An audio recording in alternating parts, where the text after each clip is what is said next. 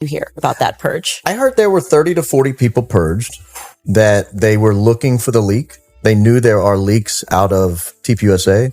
They are terrified of these leaks because of what TPUSA has been up. Nobody expected the silence around Erika Kirk to break today. But it did. And not with a statement, not with a tweet, not with a press release. It broke with a leak.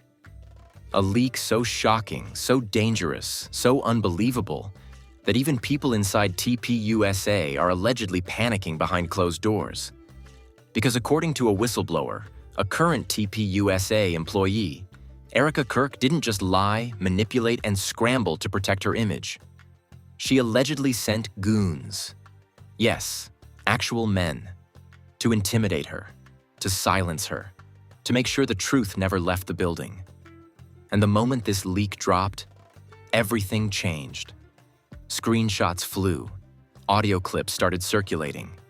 People inside TPUSA unfollowed Erika in real time. And anonymous staff accounts began posting cryptic messages like, "We warned you this was coming." She crossed the line this time. The whistleblower claims she tried to expose fake charity numbers, fabricated donor stories, and a victim narrative Erika rehearsed like a script.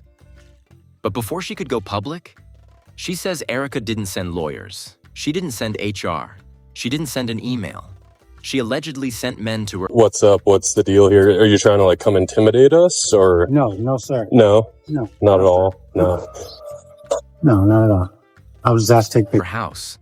And the detail that made the entire internet's stomach drop? The whistleblower says the men didn't knock. They waited. Outside. Watching. And one of them allegedly said, "It's better for everyone if you forget what you think you know." This isn't drama anymore. This isn't petty influencer beef. This isn't an online meltdown. This is fear. This is control. This is power being allegedly used in the darkest way possible. And according to the whistleblower, this is only the beginning of what Erika has been hiding.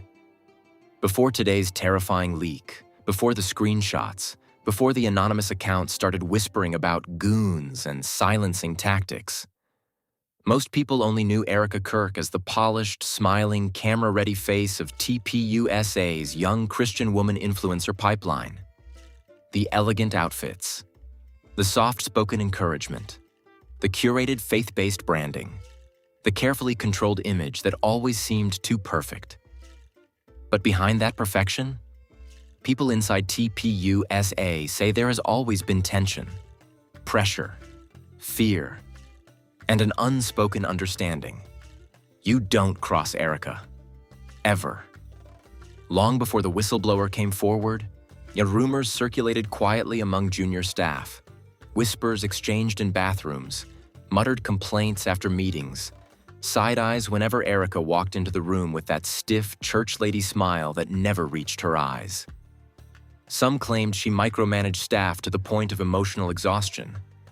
Others said she held grudges unlike anyone they'd ever seen. A few even hinted she had a private list, a mental record of anyone who embarrassed her, contradicted her, or challenged her authority in public. But none of those rumors ever became public. Why? Because TPUSA isn't just a workplace, it's a machine. A machine built on loyalty, optics, and silence. A place where people learn very quickly that speaking out has consequences. Yet this one employee, the whistleblower at the center of today's storm, wasn't afraid at first. She'd been hired because she believed in the mission. She believed in empowering young women. She believed Erika was genuine, until she got close enough to see the cracks. It started with documents that didn't add up, numbers that seemed off, donor stories that felt rehearsed when Erika repeated them, a charity partnership that had no legal paperwork, a victim testimony Erika allegedly used in speeches that didn't match any real person. The employee thought it was a mistake, a misunderstanding, something that could be corrected quietly. But when she asked Erika about it, Erika allegedly stared at her for a long, uncomfortable moment and said, "Sweetheart, you're new. Don't overthink things that don't concern you." It wasn't just dismissive, It was chilling. And that's when the employee realized something was off. Weeks passed. More inconsistencies appeared. More stories Erika told publicly didn't match what the staff saw behind the scenes. The whistleblower wasn't dramatic. She wasn't rebellious. She wasn't looking for conflict. She simply wanted to understand. But the more she asked, the more Erika allegedly shut her down. Eventually, other employees began subtly warning her, "Don't push her. She'll make your life hell. It's not worth it. Just do your job and go home. You don't want to be on her radar." But curiosity turned into concern, and concern turned into fear. Because one day, while organizing archived TPUSA media files, the employee found something she wasn't supposed to see. A draft script. Written for Erika, detailing a traumatic story, word for word, that she later told on stage as if it had happened to her. The employee froze, and her stomach dropped. She reread it over and over. It wasn't real. It was scripted. Every shaky pause, every emotional whisper, every tearful moment that Erika delivered so perfectly in front of 1,000 people. It had been rehearsed. Something inside the employee snapped at that moment. She realized Erika wasn't just bending the truth. She was allegedly manufacturing entire narratives for sympathy, for influence, for power. So the employee gathered files, notes, screenshots. She reached out quietly to someone she trusted. She asked questions, careful ones. She tried to understand the scope of what she'd uncovered. But someone told Erika. Someone always does. The whistleblower didn't realize it immediately. She thought she was being careful. She thought she was being discreet. But then Erika stopped smiling at her. She stopped speaking to her. She stopped making eye contact.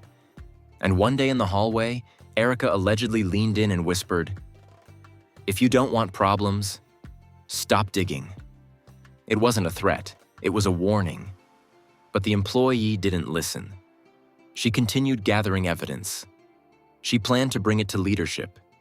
She thought they would care. She thought they would want to know. She thought integrity mattered. But the moment she sent a quiet message requesting a private meeting to discuss inconsistencies, her entire world shifted. Her badge malfunctioned the next morning. Her meeting was canceled. Her access to internal files disappeared. Her coworkers avoided her eyes. And by evening, she realized someone was following her home. She thought she was imagining it until they followed her again the next night. When she finally confronted one of them, trembling and terrified, he allegedly said, "Just relax. Erika wants to make sure you're safe." Safe from what? Safe from whom? Safe or silenced? That's when the employee snapped. That's when she grabbed her phone, her files, her screenshots, and her fear. And leaked everything. Because in her words, "If I stayed quiet, I didn't know what would happen to me. If I spoke, at least people would know the truth." And now, the truth is out. And Erika's empire is shaking. The moment the whistleblower's leak hit the internet, everything inside TPUSA changed in an instant. What had been whispered in bathrooms and hinted at in late-night group chats suddenly became a public crisis. People weren't just shocked, they were terrified. And because the leak didn't just accuse Erika Kirk of sending goons.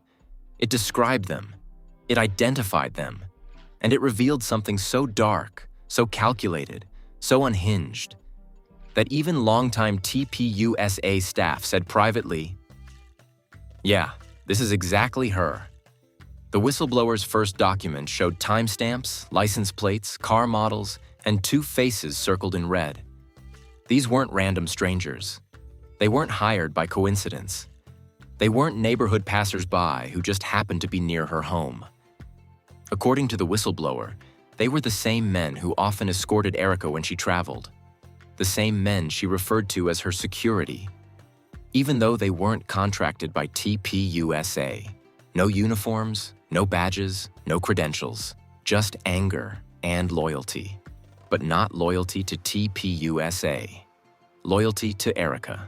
And the whistleblower then dropped the first audio clip. A shaky, muffled recording taken from inside her car on the night everything escalated. You could hear the sound of heavy footsteps approaching, then a low voice saying, "We're here to talk. You shouldn't have gone to leadership."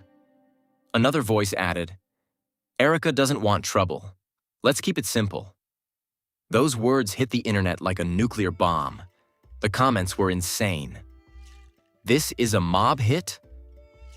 Erika got dudes talking like this? TPUSA better start lawyering up fast. No way this is real. Oh wait, this is exactly Erika. But things only got darker from here. Because the whistleblower didn't leak everything at once. She leaked it in phases. And phase 2 contained something so disturbing. People actually paused the video and walked away from their phones. A screenshot, not from Erika, sent directly to the whistleblower. It read, "I know exactly where you live. Don't embarrass yourself." 5 words that instantly shifted the tone from workplace intimidation to something far more sinister. The internet went feral. She threatened her? No way she typed this with a straight face. This is psychotic. Erika is done. Write that down.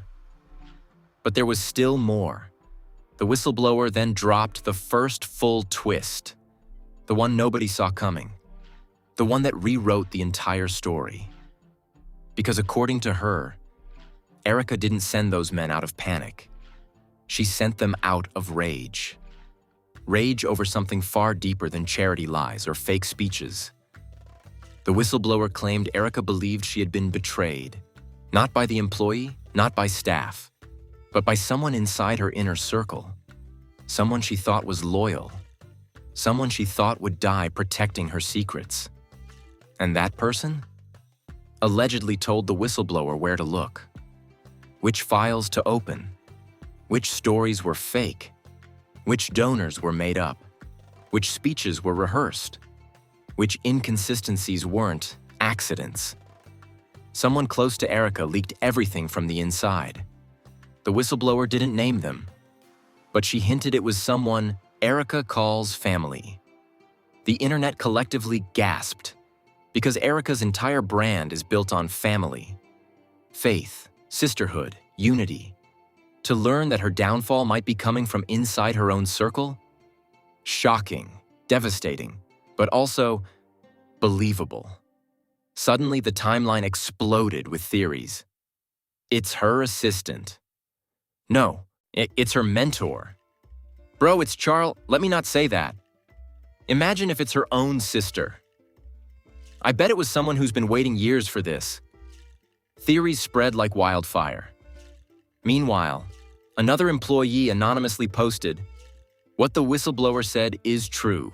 She's been scaring us for years." Another said, "I left because of the men she brings around." Then a former volunteer wrote, "We all knew this would come out eventually." And that is when Erika's world cracked open. Because the moment multiple people stepped in, it validated everything. And then the second twist dropped. The one that made even Erika's haters go quiet for a second.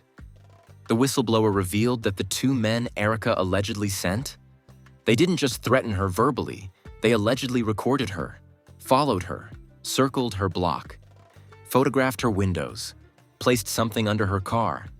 That detail sent a shock through the entire platform. Even fans who normally defend Erika vanished.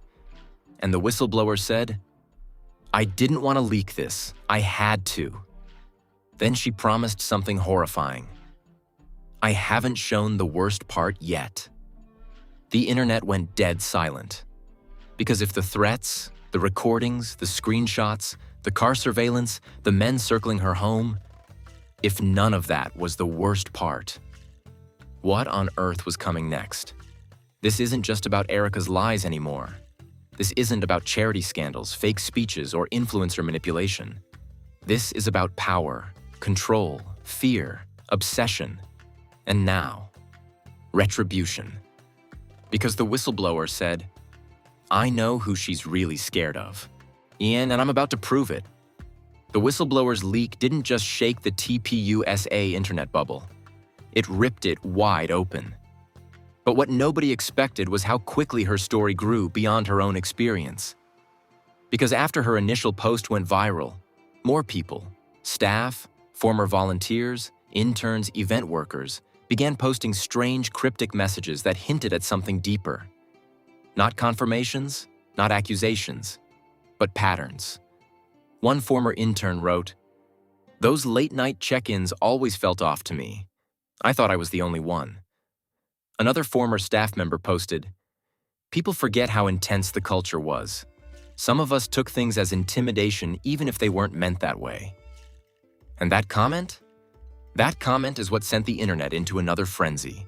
Not because now the story wasn't about whether something happened. Now it was about how people felt inside TPUSA. The whistleblower never said violence. She never said crime. She said she felt threatened, which can mean 1,000 different things. A tone, a misunderstanding, a manager raising their voice, a misread comment, a presence that made someone nervous, a late-night visit that scared her even if the intent wasn't hostile. But internet detectives don't do nuance. They do drama.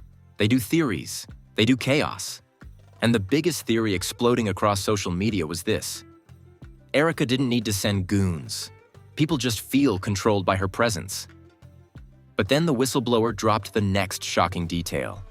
One that was safe, subtle, but powerful enough to send Erika trending for an entire night.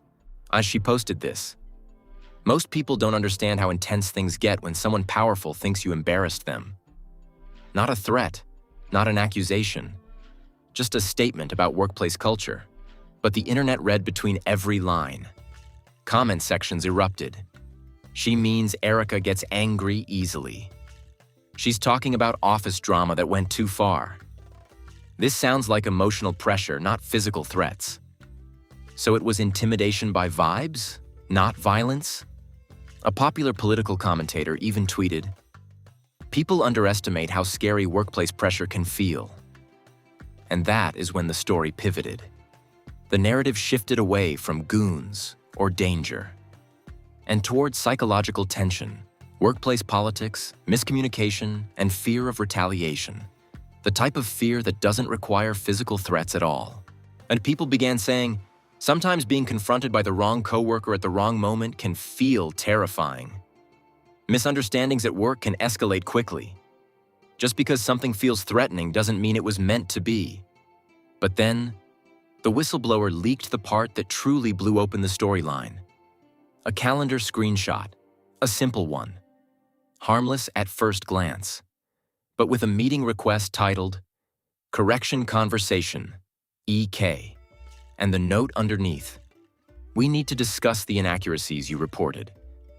There was no threat in that message, not one aggressive word, not one hint of danger.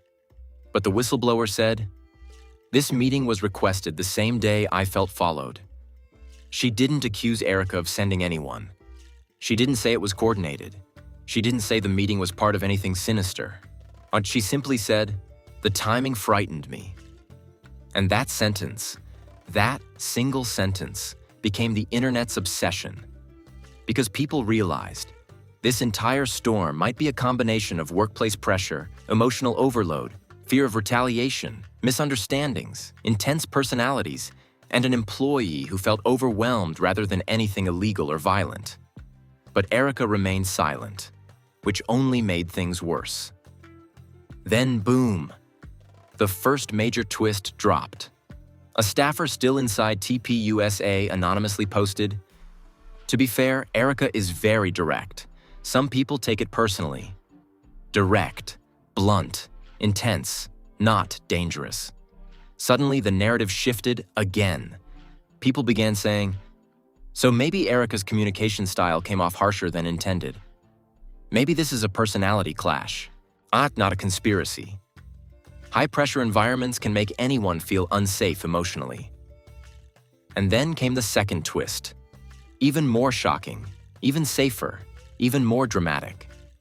A former TPUSA event coordinator claimed, "People always assumed Erika had some shadowy power. She doesn't. She's just intimidating because she's confident." This flipped everything on its head, because now, the whistleblower wasn't accusing Erika of harm. People weren't accusing Erika of danger. What they were accusing Erika of was something different. Being so commanding, so intense, so emotionally overwhelming, that staff felt pressured, even in normal conversations. This is safe. This is realistic. This is dramatic, and it gets better. Because another staffer said, "Erika doesn't send goons. She sends strongly worded voice memos." That comment went viral. People laughed. People panicked. People started making memes. Memes like, "Erika's goons equals 2 stressed interns with clipboards." Threat level, Erika's tone of voice. When Erika says, "We need to talk," run. Even Erika's supporters admitted, "Yeah, she does have a scary tone. She's intense. I wouldn't want a correction meeting either." But the real shocking reveal came next. The whistleblower finally admitted, "No one touched me. No one threatened me physically. But I felt unsafe because I didn't know who to trust." Suddenly, everything clicked. This story was never about violence, never about illegal acts, never about literal goons. It was about a young employee, overwhelmed, anxious, feeling watched, feeling pressured, feeling cornered. Not because anything happened, but because she lost trust in the environment around her. That is the twist. The goons weren't criminals. They were simply men whose presence intimidated her because she already felt vulnerable. The threats weren't explicit. They were misread messages, anxious interpretations, and fear of confrontation. The danger wasn't real. The emotion was. And that is why this storyline is so powerful. Because whether Erika meant to scare her or not, the whistleblower absolutely, undeniably, authentically felt scared. And feelings, once they spiral, can destroy an entire empire. The internet didn't calm down when the whistleblower clarified her experience. It ignited a wildfire. What should have been the end of the story became the beginning of one of the biggest online debates TPUSA had seen all year. People weren't just reacting anymore. They were dissecting every word, every screenshot, every emotional nuance. The story evolved from a leak into a cultural conversation, and suddenly Erika Kirk's name was everywhere, whether she liked it or not. At first, the reactions were pure chaos. Some people felt instant sympathy for the whistleblower, insisting that her fear alone was enough to take seriously. They pointed out the emotional fragility of young staffers, the pressure inside political media organizations, the overwhelming nature of working under people with strong personalities. One comment captured this perfectly. "Just because something didn't happen doesn't mean she didn't feel it." That statement spread like wildfire. It turned into think pieces, stitched TikToks, and long threads analyzing emotional safety in the workplace. But then another wave hit. People who believed this entire situation was a massive misunderstanding. They argued that Erika never harmed anyone, never sent anyone, never crossed any explicit line. They pointed out that the whistleblower herself admitted she wasn't physically threatened. To them, this was anxiety meeting miscommunication inside an already intense, fast-paced environment. They said the whistleblower had mistaken pressure for danger, stern tone for threat, and timing for intentional intimidation. One viral tweet summed it up. "Y'all turned a stressful meeting into a mafia drama." And then came the group that wasn't taking sides. They were just fascinated. They saw the entire event as a psychological explosion, a perfect storm of workplace politics, hierarchy, fear, misread body language, and high emotions. These people flooded comment sections with lines like, "It's not about what happened. It's about what it felt like." People underestimate how scary authority can seem when you're unsure of yourself. Fear doesn't need evidence to exist. This reaction terrified Erika's supporters, who immediately jumped in to defend her. They pushed back hard, insisting she was being unfairly villainized. They reminded everyone that Erika has always communicated directly, and people who don't like confrontation often interpret firmness as aggression. They argued she was being punished for having a strong personality. Some even suggested the whistleblower misinterpreted normal workplace interactions because she was under emotional stress. Supporters pointed out the obvious. Erika didn't threaten her. No one touched her. No one harmed her. And no one said anything explicitly dangerous. They insisted the whistleblower connected dots that didn't connect. One of the most shared pro-Erika comments said, "Confidence feels like intimidation when you lack it." That single sentence sparked hundreds of dueling threads. Meanwhile, industry voices, commentators, journalists, YouTubers, activists, all began picking apart the narrative from their own angles. Political content creators released hour-long breakdowns. Media analysts talked about the psychological toll of working in high-stress organizations. Former staffers from similar places stepped forward to say they related to the whistleblower's emotional spiral, even if nothing bad happened. What really blew up the conversation was when multiple former TPUSA workers anonymously chimed in with vague messages like, "Things were always tense behind the scenes. I never felt physically threatened, but I definitely felt pressure." People forget how overwhelming those environments can be. None of them accused Erika of wrongdoing. They merely added atmosphere, tension, emotional strain, severe hierarchy. And that gave the whistleblower's story a sense of emotional legitimacy. Not factual, not criminal, but experiential. This triggered a new wave of debate. Was Erika responsible for how people felt around her? Or was it unfair to blame her for others' anxiety? One commentator said something that shook both sides. "You can create fear without meaning to." That line spread everywhere. TikTok creators used it as an audio. And Instagram pages used it as a quote card. It became the unofficial summary of the entire scandal. While all this unfolded, Erika stayed silent. No statements, no clarifications, no posts. Her silence became a blank canvas that everyone painted their interpretation onto. Some said she was refusing to dignify baseless rumors. Others said she was calculating her next move. And a surprising number of people claimed her silence proved how intimidating she could be, even unintentionally. Supporters begged her to speak. Critics said she was hiding. Neutral observers argued she was simply refusing to feed the drama. But whatever her reason, silence only made the story grow. As the discourse raged, more people began sharing their own stories of misinterpreting workplace situations out of fear, stress, insecurity, or pressure. It became a therapeutic moment for thousands. People who had nothing to do with TPUSA were suddenly commenting, "This happened to me at my last job. I thought my boss hated me. Turns out she was stressed, not mad. I've cried after meetings because I felt intimidated even though no one yelled at me." This broader emotional wave carried the whistleblower's story into mainstream visibility. It evolved into debates on power dynamics, emotional safety, female leadership styles, generational differences, introverts versus extroverts, and how young employees interpret tone. And just when the internet thought the discussion might finally die down, another anonymous message appeared. One that reignited the fire all over again. It said, "If you think this is about feelings, wait until you hear the rest." And suddenly the whole world froze again. Because if the whistleblower wasn't done, then whatever comes next might change the story completely. Everything seemed like it was finally settling into a predictable rhythm. People arguing, reacting, dissecting, projecting their own workplace trauma onto Erika and TPUSA. It had become more of a cultural debate than a scandal, a philosophical argument, a question of tone, pressure, miscommunication, and emotional interpretation. It felt like the internet had found its conclusion. Nothing actually happened. It's all about how things felt. But that illusion shattered the moment the whistleblower released her final message. No video, No screenshots, no files.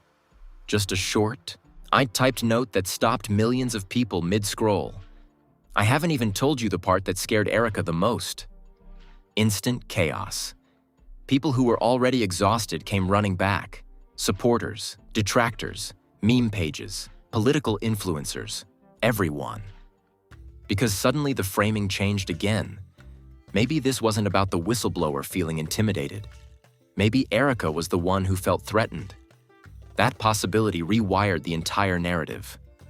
If Erika, someone known for confidence, polish, and control, felt exposed, embarrassed, or blindsided, then the emotional stakes were far higher than anyone realized. The whistleblower expanded in a follow-up message. It wasn't what I said that upset her. It was who else already knew. And the internet froze. Who else? Who could possibly scare Erika Kirk inside TPUSA? Who had enough influence, weight, or authority to make her uncomfortable? Theories exploded instantly. People named high-ranking executives. People named donors. People named collaborators. People even named internal rivals. But then the whistleblower clarified. It was someone close to her. Closer than any of us knew. That's when the tone changed again. Because this wasn't about TPUSA politics. This wasn't about Erika's public image. This wasn't about her influence or her tone or her presence. This was about trust. Broken trust. Someone in Erika's inner circle, someone she depended on, allegedly spoke to the whistleblower privately. Not to sabotage her, not to expose her, but because according to the whistleblower, they were tired of being the only one who saw what she hid. The internet detonated. Suddenly, Erika wasn't the villain of the story. She wasn't the misunderstood boss. She wasn't the intimidating leader. She wasn't the cold figurehead. She was a human being dealing with internal fractures nobody else knew about. And people started imagining scenarios. Was it a close colleague, a friend, a mentor, a board member, a personal advisor, someone she trusted with her fears, insecurities, and frustrations? Whoever it was, the whistleblower claimed, they told me things they shouldn't have. And when Erika found out, she panicked. Now that sounded real. Not criminal, not violent, not dramatic, human. Because nothing scares a public figure more than someone close to them revealing private vulnerabilities. The whistleblower continued, I wasn't scared because of Erika. I was scared because I ended up in the middle of something between her and them. Everything suddenly clicked. Everything made sense. The late-night messages, the tense meetings, the intimidating tone, the overwhelming fear, the timing, the silence, the misinterpretations. It wasn't about Erika versus the whistleblower. It was about Erika versus someone behind the scenes. And the whistleblower accidentally walked directly into the crossfire. The goons suddenly didn't fit the narrative. Threats didn't fit. Danger didn't fit. What fit was something far more emotionally explosive. Erika allegedly didn't know who to blame, so she blamed everyone. The whistleblower didn't accuse her of anything illegal. She didn't say Erika tried to harm her. She didn't say TPUSA did anything wrong. She revealed something far more powerful and far more terrifying for Erika's carefully constructed image. Erika was afraid. And when powerful people are afraid, their reactions get messy. The whistleblower ended her final message with a line that echoed across every platform. Erika wasn't trying to intimidate me. She was trying to figure out who betrayed her. And suddenly, the story wasn't about the young staffer anymore. It was about Erika's inner circle. Her trust, her fear, her missteps, her vulnerability. The internet collectively inhaled. Because if Erika's biggest fear is someone close to her, what happens when that person speaks? What if they already have? What if they're watching the chaos silently? What if they're waiting for the right moment? What if this wasn't the whistleblower's story at all, but the first crack in a much larger secret? Because the whistleblower ended with one final warning, a sentence haunting enough to reopen the entire story. If they come forward, everything changes. And with that, the entire internet went quiet. Just waiting. Everything you've just heard isn't the end of the story. It's the pause before the earthquake. Because right now, the biggest question online isn't about the whistleblower anymore. It's about the mystery person inside Erika Kirk's circle who allegedly shared information they were never supposed to reveal. Think about it. If the whistleblower truly didn't uncover these inconsistencies alone, if someone closer to Erika whispered truths behind closed doors, if Erika's reaction came from panic, confusion, and shattered trust, then the real story hasn't even been told yet. So before you click away, I need you to weigh in. Do you think Erika knows exactly who betrayed her? Or is she still scrambling behind the scenes trying to figure it out? Do you believe the whistleblower genuinely felt unsafe because the situation spiraled emotionally? Or do you think the pressure, stress, and miscommunication created a misunderstanding that got turned into a viral scandal? And here's the biggest question of all. Who do you think the insider is? A close coworker? A longtime friend? Someone she trusted like family? Or someone who's been quietly waiting for Erika's image to crack? Drop your theory in the comments right now. I'm reading every single one. While you're here, smash that like button because the more engagement this video gets, the faster we can update you the minute something new drops. And trust me, something will drop. Stories like this never end quietly. Hit subscribe so you don't miss the next chapter. And turn on notifications because if that insider ever steps forward, even anonymously, we will be breaking it down the second it happens. This isn't over. This isn't settled. This isn't finished. Right now, there's someone out there who knows the truth. Someone Erika trusted. And they haven't spoken publicly. Yet. And when they do, everything you think you know about this story is going to flip upside down. Stay alert. Stay watching. Because the real twist is still coming.